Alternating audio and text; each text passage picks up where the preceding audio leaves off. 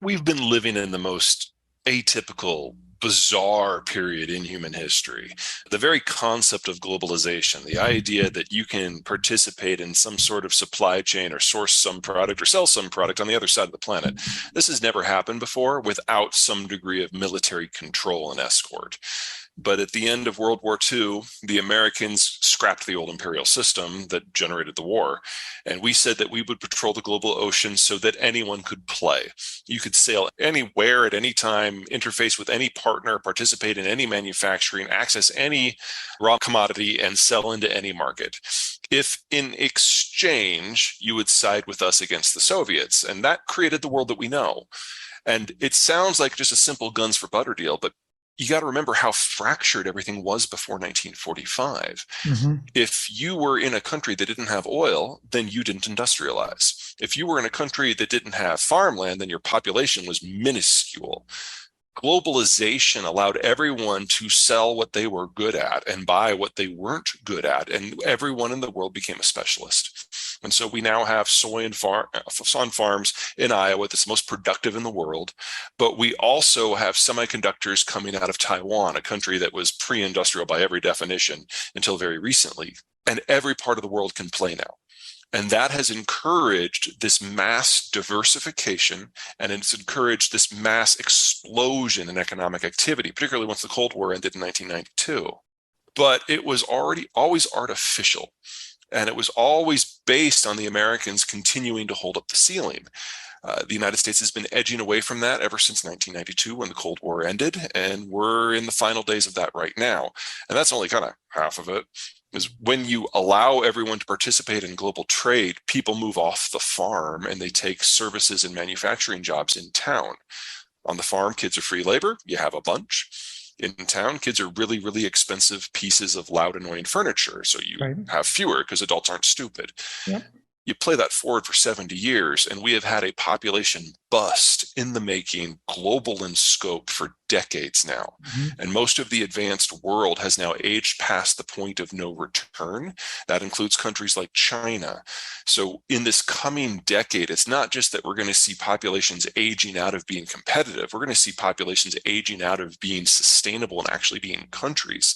One of the many, many, many outcomes of the 2020s is the end of China as a unified nation state and as an economy.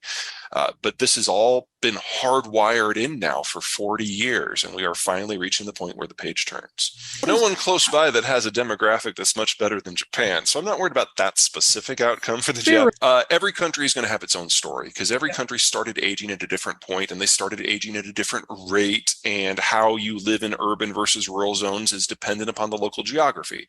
So an example on the positive side, we started industrializing in the United States 200 years ago. So for us, this hasn't been a 40, 50-year process. This has been a Mhm. 200-year Right. process. And so our birth rate has dropped incrementally that entire time, but we've adapted to it as we've shifted into the cities. So the United States still today has the highest birth rate among any of the advanced worlds. We're the most slowly aging country. Hmm. But if you go to a country like, say, China, that only started the industrialization process in about 1985, Hmm. they crammed 200 years of economic advancement into 40 years. Yep. That also means they crammed 200 years of demographic adjustment into 40 years. So, one of the reasons why the Chinese have been so economically successful in many people's eyes is because they have done 200 years of industrial development, building out industrial plant and infrastructure and power lines in a single generation. Yep. In the United States, we did that very slowly over the generations. We didn't finish even electrifying the countryside until the 1960s. And Wow, so that's amazing. for us, we were able to adapt each step of this into our cultural evolution.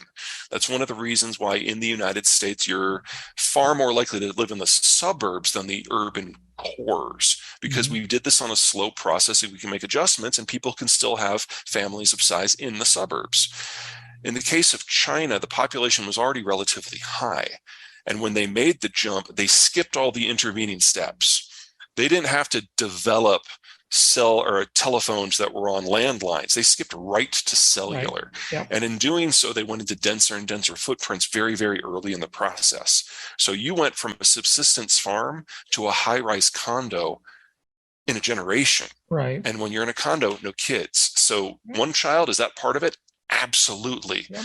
But one child is the secondary factor Yep. in the Chinese demographic collapse. The single biggest one is that they all moved into small condos in a very short period of time, and everyone just stopped having kids altogether. Yeah. So we know now that China will cease to exist as a functional demographic structure and economy this decade, because it's not just that they ran out of children. That was 30 years ago.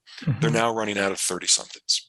Yeah. Why the baby Yeah. boomers think they're so important is because they have been, and they Yeah. still Right. are. I mean, Yeah. for in the late 60s to the early 80s, they were coming of age. They drove consumption. That's why we had inflation then. Yeah. In the 90s and into the 2000s, they had come out of their consumption phase. They were saving for retirement. That's why we had investment booms. Right. And now our inflation, it's because they're all retiring.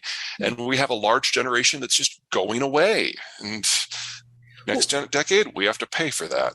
So historically, capital and demographics have not been intertwined.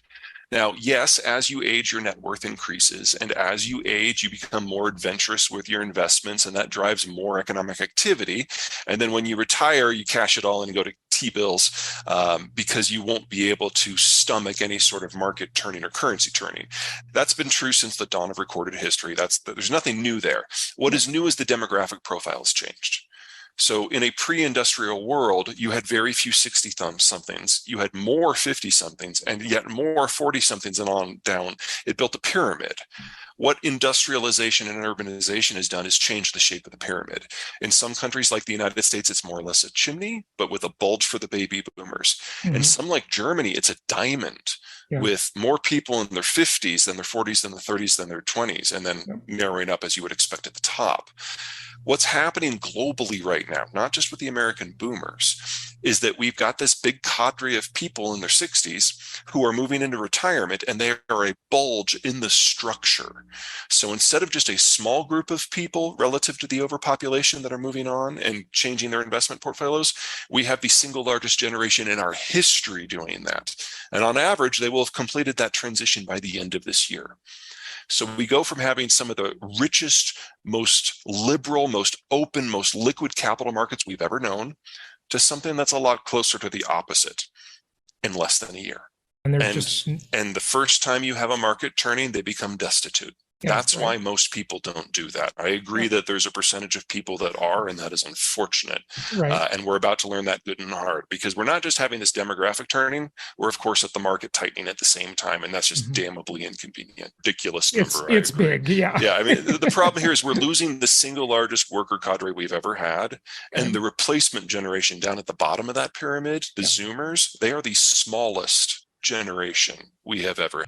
So one of the reasons why the Chinese have been so economically successful in many people's eyes is because they have done 200 years of industrial development, building out industrial plant and infrastructure and power lines in a single generation. In the United States, we did that very slowly over the generations. We didn't finish even electrifying the countryside until the 1960s. Wow, and so that's amazing. For us, we were able to adapt each step of this into our cultural evolution.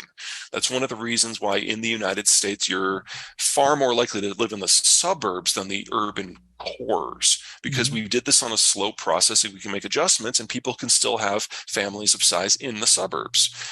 In the case of China, the population was already relatively high. And when they made the jump, they skipped all the intervening steps.